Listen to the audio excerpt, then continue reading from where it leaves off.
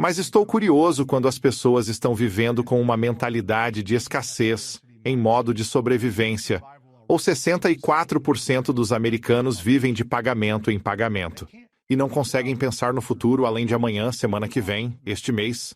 Como as pessoas podem começar a mudar de uma mentalidade de escassez para um pensamento de abundância quando estão diariamente no modo de sobrevivência de luta ou fuga? Essa é uma ótima pergunta. Estou muito feliz que você a tenha feito. No início do nosso tempo juntos, tive muita sorte de ter um pai que acreditava no sonho americano. E ele incutiu psicologicamente em mim os ideais desse sonho. Quando eu tinha 10 anos, ele me deu o livro Quem Pensa Enriquece e disse para eu lê-lo pelo menos uma vez em cada ano da minha vida. Nós viemos das colinas da West Virginia, nos vales, e meu avô não acreditava no sonho americano. Ele trabalhava nas minas de carvão, nas fábricas e nas indústrias químicas. Ele basicamente acreditava que o dinheiro era uma fonte do mal e que as pessoas que tinham dinheiro eram gananciosas. Ele acreditava que era merecedor de dinheiro que não criou e sempre via qualquer pessoa que tivesse dinheiro como trapaceira. Meu pai rejeitou essa ideia. Quando tinha 10 anos, ele já era empreendedor 3 vezes. Ele vendia jornais, vendia pomada Cloverine para os mineiros cujas mãos estavam rachadas e engraxava sapatos. Então, ele acreditava que, se você criasse valor para outras pessoas, seria recompensado com riqueza e prosperidade. E que as pessoas que tinham dinheiro não eram trapaceiras, mas sim trabalhadoras e dedicadas. E ele amava este país e os valores que ele defendia. Então, nós íamos todos os verões de volta para West Virginia e eu via as pessoas vivendo na pobreza. Era uma mentalidade. Eu chamo isso de uma tela através da qual elas se viam como vítimas. Tela? Uma tela psicológica feita de linguagem que você aprende. E então há a tela do sonho americano. E a maioria das pessoas vê o dinheiro como uma forma essencial de sobrevivência. E isso está em grande parte no nosso DNA também. Quero dizer, por milhares de anos, as pessoas tiveram uma verdadeira dificuldade para sobreviver, e então dinheiro e propriedade eram uma forma de sobrevivência. Mas agora vivemos em um mundo relativamente abundante e criativo. E se você conseguir tirar essa tela do sonho americano, pode começar a escapar desses terríveis laços que realmente aprisionam você quase completamente em um mundo de escassez. 2 coisas aqui. Uma, você pode explicar o que é essa tela? É uma estrutura de pensamento e linguagem sobre o que é o dinheiro? Sim, é a linguagem. E como as pessoas podem pensar sobre ela? Às vezes, você cria essa linguagem de propósito. Tipo, se vou ser médico, passo muitos anos desenvolvendo a linguagem sobre ser médico. Então, eles veem o corpo humano de maneira diferente, como alguém que não tem essa linguagem. Bem, temos todos os tipos de conversas em nossas vidas sobre dinheiro, sobre o mundo, sobre como o dinheiro funciona, como o dinheiro é criado, nosso lugar no mundo e nossa relação com o dinheiro. Ironicamente, ter muito dinheiro não significa que você vai ser feliz. Na verdade, eu já vi muitas pessoas realmente ricas, dezenas, 20, 30 milhões de dólares. E a história está cheia de pessoas como Elvis Presley, Marilyn Monroe, Howard Hughes, Prince, pessoas com muito dinheiro, poder, fama. Mas isso não os ajudou em nada. Na verdade, ajudou a selar o destino ruim deles no final. Se tornou muito destrutivo. E tem outra coisa que você mencionou antes disso que foi, sabe, existem 2 tipos diferentes de mentalidade. Seu avô, que trabalhava nas minas de carvão, que trabalhava muito duro, ao que parece, diariamente, mas não entendia como criar mais valor, seja na sua mina de carvão ou em outro lugar, e por isso recebia o que lhe era dado, correto? Sim. Em comparação com seu pai, ao que parece. Como ele mudou a mentalidade herdada do pai, que vivia infeliz ou triste nas minas, sujo todas as noites, doente e tossindo. Como ele decidiu mudar tudo isso sem ter um exemplo de abundância na vida? Bem, isso é ótimo. E voltando ao meu avô, sua forma de ver as coisas era tão forte. Era como se eles vivessem em 2 mundos diferentes, 2 dimensões diferentes da realidade. Sua visão era tão forte que, quando lhe ofereceram uma oportunidade de crescer na Union Carbide, ofereceram-lhe ser um capataz e ter uma equipe subordinada a ele. Ele disse não. Por quê? Porque ele não queria fazer parte de um sistema maligno e ruim. Ele não queria ser maligno e ruim aos olhos dele. Então ele provou para si mesmo que estava condenado a ser nosso dinheiro. Eu chamo esses demônios do dinheiro, que todos temos em vários momentos de nossas vidas. Eles nos dominam e nos impedem de fazer coisas que poderiam realmente nos salvar. Então ele nunca aceitou aquele aumento. Ele nunca aproveitou aquela oportunidade para salvar sua família, mesmo quando foi oferecida a ele. E eu perguntei ao meu pai, como? Quero dizer, essa pobreza extrema. Eles cortavam as tampas das latas de leite instantâneo e as pregavam nos rodapés em sua cabana perto da ferrovia, para que os ratos não entrassem na casa deles no inverno.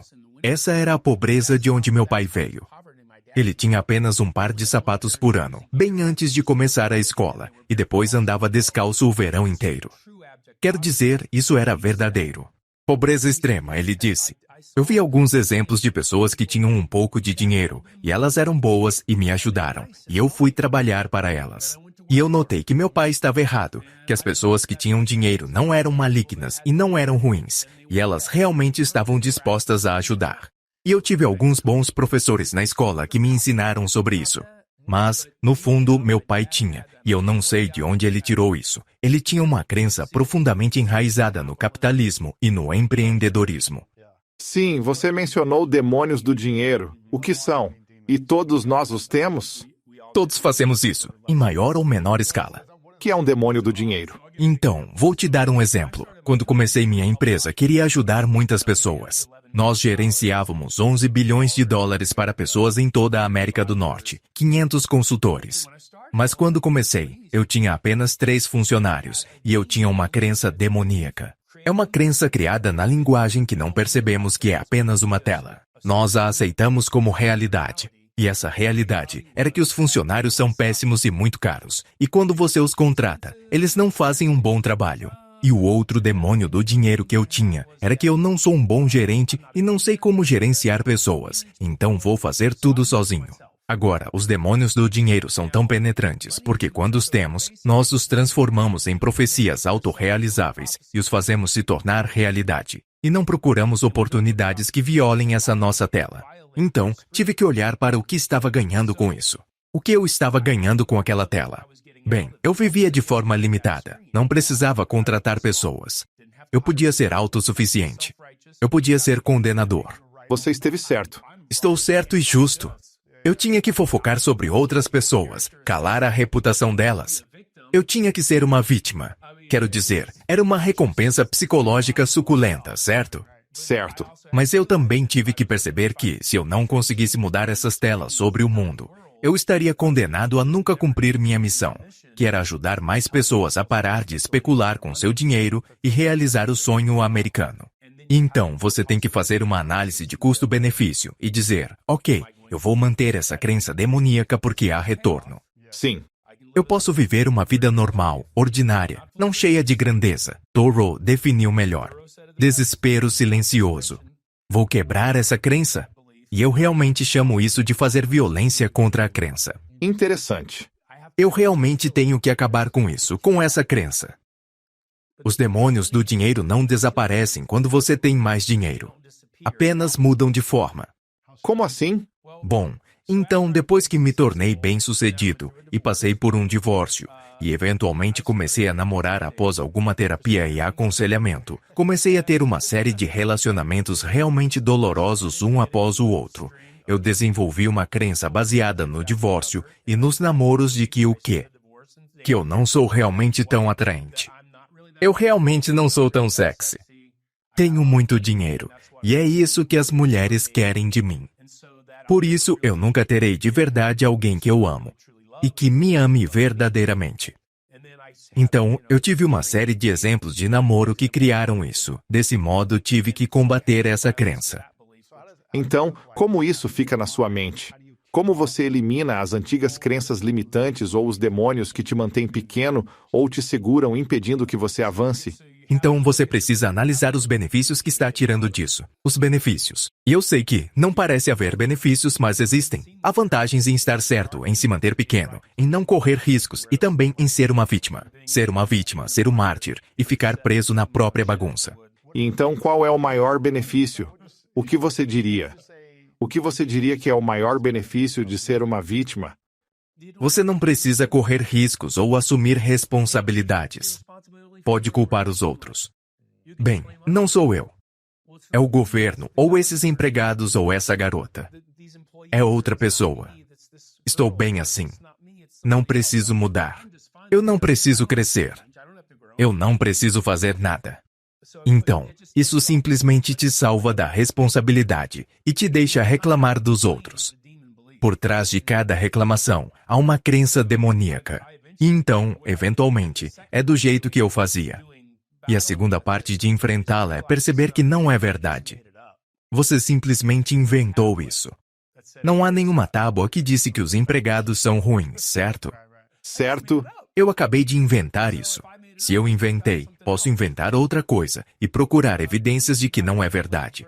Há empresas com 10 mil, 20 mil funcionários. Não pode ser que todos sejam ruins. Isso é simplesmente ridículo. Eu conheci pessoas sobre o demônio do dinheiro nos relacionamentos. Eu conhecia pessoas com ótimos relacionamentos onde o dinheiro não era o foco. Então, isso também não poderia ser verdade. Eu precisava ir mais devagar. E sabe, encontrar alguém carinhoso, amoroso e gentil. O que foi engraçado. Porque quando conheci a Melissa, ela tinha um demônio do dinheiro. Os caras com dinheiro eram uns babacas. Então ela viu isso imediatamente e estava te afastando, certo? Ela quase não aceitou esse encontro no Starbucks. Porque ela pensou, você deve ser um idiota. Eu devo ser um idiota. Um completo idiota. Interessante. Então, quando você começa a eliminar de forma intensa essa crença psicológica do antigo eu, tipo, ok, este antigo eu, talvez houvesse algum benefício aqui, isso me trouxe a este nível, mas não vai me ajudar a chegar ao próximo nível na minha vida de liberdade ou paz ou abundância, certo? Isso me trouxe esses resultados, mas não vai me dar o que eu realmente quero a seguir. Esse é o propósito realizado da minha vida. Você teve uma ressaca depois disso? Por meses ou anos? Quando você percebeu e começou a eliminar o demônio, foi fácil depois disso? Como você manteve o rumo e não voltou atrás? É só que, bem, fiz muita terapia e aconselhamento. Quando conheci a Melissa, fizemos muita terapia e aconselhamento juntos.